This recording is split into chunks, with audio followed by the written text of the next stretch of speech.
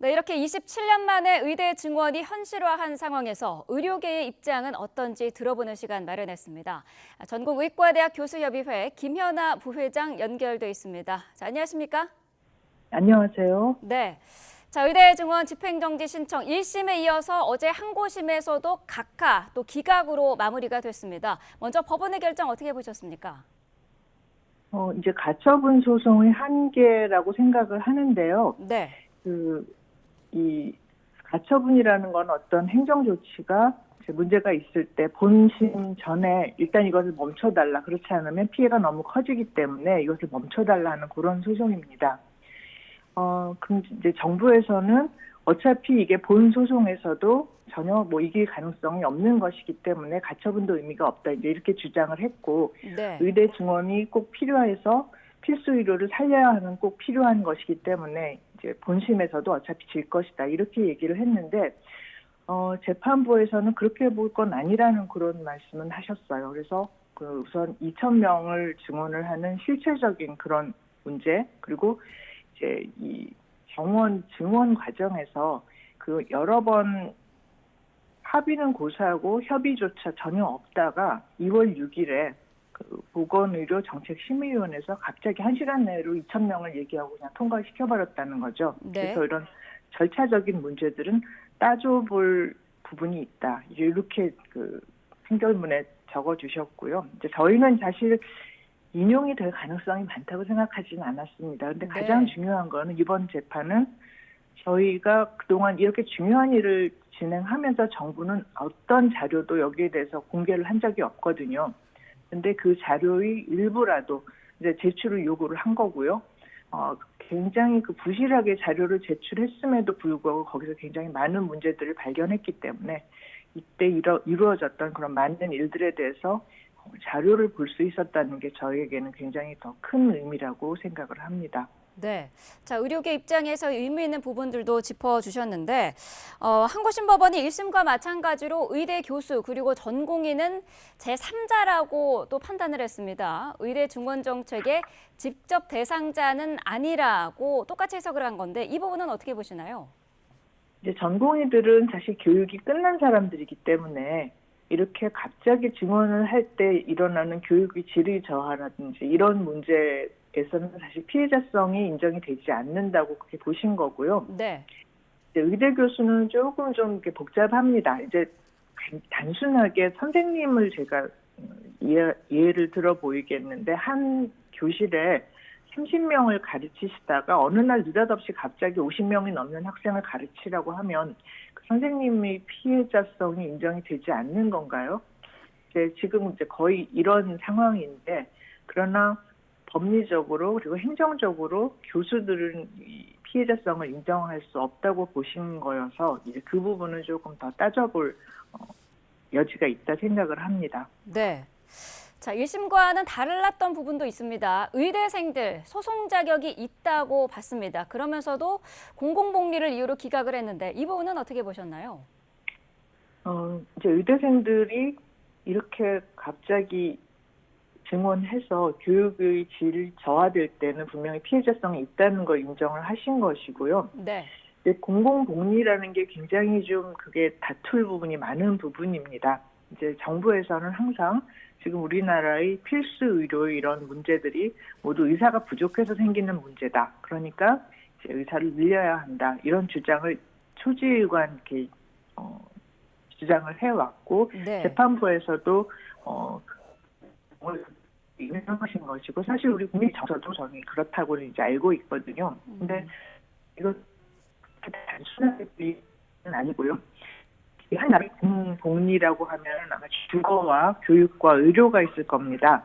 그런데 우리나라는 주거 공공성 없어졌고 교육도 굉장히 심각한 문제가 있고 이제 의료 차이라고 보는데, 저는 대한민국 의료가 세계 최고라고 하는 주장에 대해서도 동의하지는 않았거든요. 우리나라 의료는 굉장히 오랫동안 이제 관치의료라고 해서 정부가 하고 싶은 걸 다 할 수 있었습니다. 공공의료가 아니라 관치의료인데 최근 들어서 의료 자본하고 영합을 하면서 굉장히 변질된 형태로 지속이 되어 온 이런 문제가 있거든요. 그래서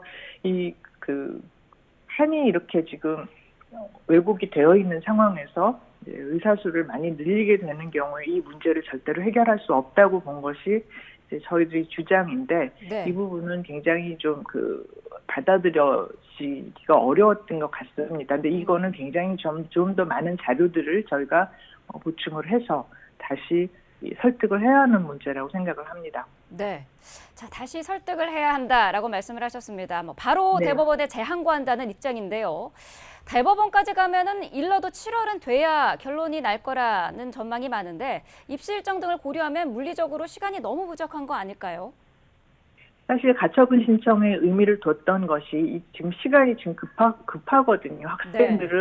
학생들도 그러고 전공의도 그러고 이번 달 안으로 돌아와야 그나마 이제 봉합이 조금 되는 건데 이제 그럴 가능성이 희박해졌기 때문에 재항고가 사실 저에게는 어떤 이런 실질적인 의미는 없습니다. 네. 그럼에도 불구하고 이 증언 과정에서 드러났던 굉장히 그 많은 문제들이 있기 때문에 명분상으로 저희는 재항고를 할 수밖에 없고요.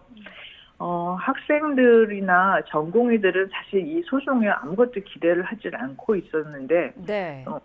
어떻게 되더라도 자기들은 돌아오지 않겠다는 입장을 표명을 했는데 저희들이 거기에 대해서는 굉장히 물밑으로 많이 그렇게 입장을 표명하거나 그런 생각을 하면 안 된다고 설득을 해왔지만 이제 그 설득의 근거조차 없어진 것이어서 네. 참 어려운 상황이 됐죠. 어쨌든 내년도의 의대 정원은 사실상 이제 확정이 되는 상황인데 신입생 수가 늘어나면 교육 환경은 어떻게 변화가 예상될까요? 저희가 한 번도 가보지 않은 길이라고 우선 말씀을 드리고요. 네. 지금 70%를 증원을 하면서 이제 예과가 2년이니까 그동안 다 준비할 수 있다 이렇게 말씀을 하셨는데 그게 전혀 사실이 아니라는 거는 이 교수들은 다 알고 있거든요. 네. 그런데 70%를 2년 동안 준비하는 것도 현실성이 없는데 당장 내년에 2배로 늘어나는 학생들을 교육을 하라고 못하는 거죠, 이거는. 그래서 저희도 사실 굉장히 좀 두렵다고 말씀을 드릴 수밖에 없을 것 같습니다. 네. 두렵다라고 말씀을 하셨는데 교수 수급 상황도 짚어봐야 될 것 같아요. 정부는 일단 국립대 의대 교수 1,000명을 추가 채용하는 방안도 준비 중이라는 입장인데 지원하려고 하는 사람들이 있을까 하는 문제도 있거든요. 어떻게 보시나요? 한덕수 총리가 그렇게 이제 말씀을 하셨는데 네. 요 말씀 하나만 보더라도 이 정책을 진행하는 분들이 얼마나 무능한지 알 수가 있습니다. 사실 이게 대학병원들이 서서히 지금 무너지고 있던 지 굉장히 오래됐고 그 의미는 중간이 없습니다. 허리가 없어요. 지금 젊은 교수님들이 굉장히 이직을 많이 하고요. 이직을 하는 이유는 또 이게 선동을 좋아하시는 분들이 개원 수입이 많기 때문에 이직한다고 그렇게 얘기를 하시는데 그건 사실은 아니고 네. 이 교수라는 그 직책에 대해서 더 이상 매력을 못 느끼는 겁니다. 지금 교수의 의무가 교육, 연구, 그리고 진료 이렇게 되어 있는데 우리나라 대학병원은 거꾸로입니다. 진료에 의해서 모든 게 결정이 되고 수입도 결정이 되고 그리고 심지어는 이분이 진급을 하고 하는 그런 문제들까지도 결정이 되는 이런 환경에서 환멸을 느끼고 나가시는 분들이 굉장히 많아졌거든요. 네. 그래서 임상 상황도 그러고 기초는 뭐 더 말할 것도 없이 처참하죠. 저희 이제 해부학의 예를 드는데 인체 해부의 경험이 없는 의과대학 졸업생이 아니신 분들이 해부학 교수로 임용이 된 지 굉장히 오래됐고 의과대학 출신 해부학 교수님들은 지금 거의 이제 멸종 단계라고 보면 됩니다. 지금 이런 상황, 이게 한두 해에 일어난 일이 아니고 수십 년에 걸쳐서 일어난 상황인데 정부에서는 여기에 대해서 아무것도 하지 않다가 갑자기 의대 교수를 1,000명을 추가 채용한다고 하시니 정말 이게 무능하다는 말씀밖에 드릴 수가 없네요. 네, 의대생들의 집단 유급 사태도 걱정이 되는 부분인데 이번 판결 이후에 학생들이 어떻게 움직일지 혹시 좀 들으신 바가 있으십니까?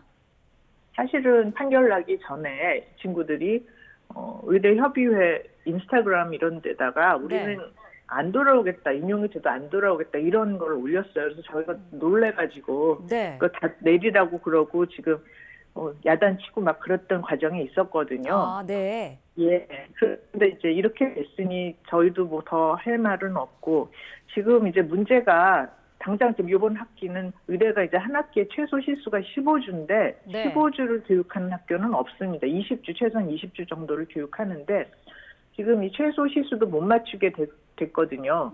그랬더니 교육부가 소리 소문 없이 이 학칙을 고치게 하고 있습니다. 이제 최소 수업 시수를 없앤다. 이런 얘기를 하고 있는데 네. 이거는 교육의 근간을 완전히 뿌리채 망가뜨리는 그런 조치라고 볼 수가 있죠. 네. 사실 환자들 입장에서 가장 큰 관심인 부분은 현장을 떠난 전공의들이 언제 복귀할 것인가 하는 부분인데 복귀 가능성이 지금 크지 않은 상황인 거죠?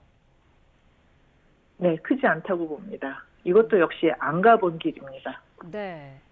알겠습니다. 자, 복귀 가능성 크지 않다라고 짤막하게 말씀을 해주셨습니다.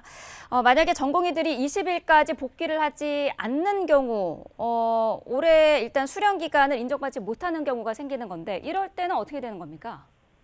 우선 제가 2020년도에도 전의교협에서 이 파업 중재를 한 그런 역할을 했었고요. 네.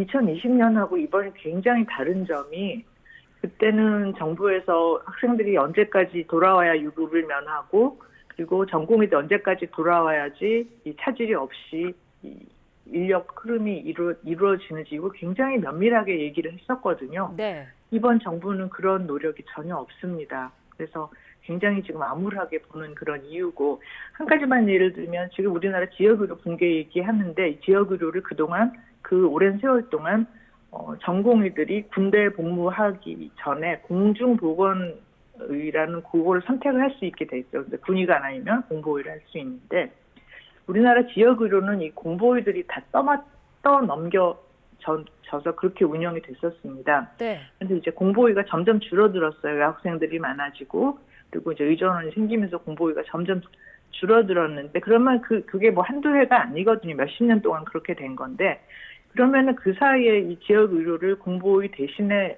맡을 사람들을 뽑고 그런 제도를 만들어야 했었는데 아무것도 안 하고 지금 이제 와서 지역 의료가 어려우니까 의사를 늘려야 한다 이렇게 얘기를 하는데 지금 의사를 언제 10년면 늘릴지는 모르겠으나 당장 내년도에 공보의 없어지면 지역 의료가 그대로 이제 붕괴되는 거거든요. 네. 이런 문제들 왜 이렇게 하시는지 정말 이해를 할 수가 없습니다. 또 다른 의대 교수 단체죠. 전국의과대학 비대위 같은 경우에는 의대 증원이 확정되면 일주일 휴진도 하겠다라고 지금 밝힌 상태입니다. 일주일 휴진은 사실 매회 1회 휴진과는 좀 차원이 다른 상황인데 환자들의 진료 일정에 굉장한 차질이 불가피해지는 것 아닌가 우려가 높거든요. 어떻게 보십니까?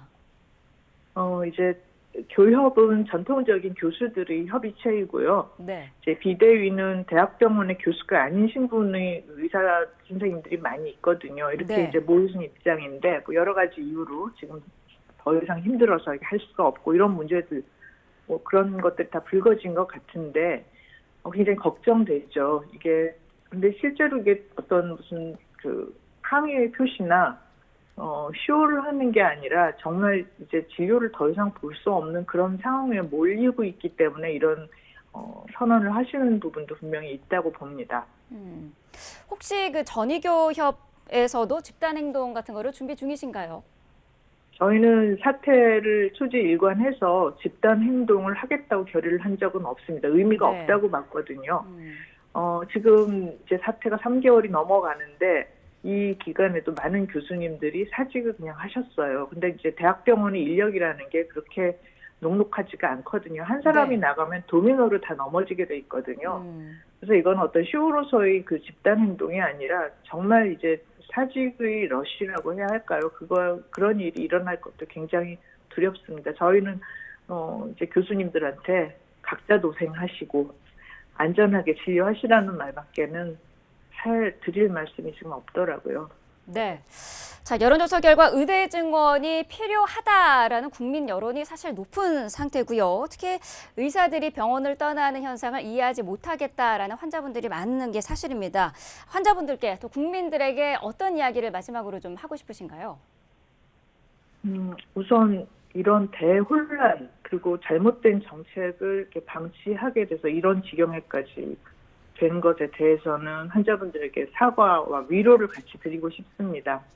그런데 사실 앞서 말씀드린 대로 우리나라 의료는 이게 지금 의대 증원에서 불거진 이런 단시간적인 문제가 아니고 굉장히 오랜 시간 동안 정부가 자기 할 일을 하지 않고 그 어떻게 보면 자본가들에게 이걸 방치하고 이런 데서 생긴 이런 문제거든요. 그래서 의료계가 아닌 다른 원로분들도 어떻게 보면 이번에 그냥 완전히 다 무너져야지 되는 게 아니냐 이런 극단적인 말씀을 하시는 분들도 있습니다. 그런데 국민 여러분이 이 사태를 제대로 이해를 못하신다면은 완전히 무너진 다음에 더 나쁜 판이 짜여질 수가 있거든요. 그래서 저는 이 사태에 대해서 어떻게 굉장히 그 단면적이고 누가 나쁘다, 저 사람들이 나쁜 사람들이다 이런 시각, 불신을 굉장히 조장하는 이런 시각을 벗어나서 조금 더 건설적인 방향으로 진행했으면 좋겠고 많은 분들이 이 사태를 관심을 가지고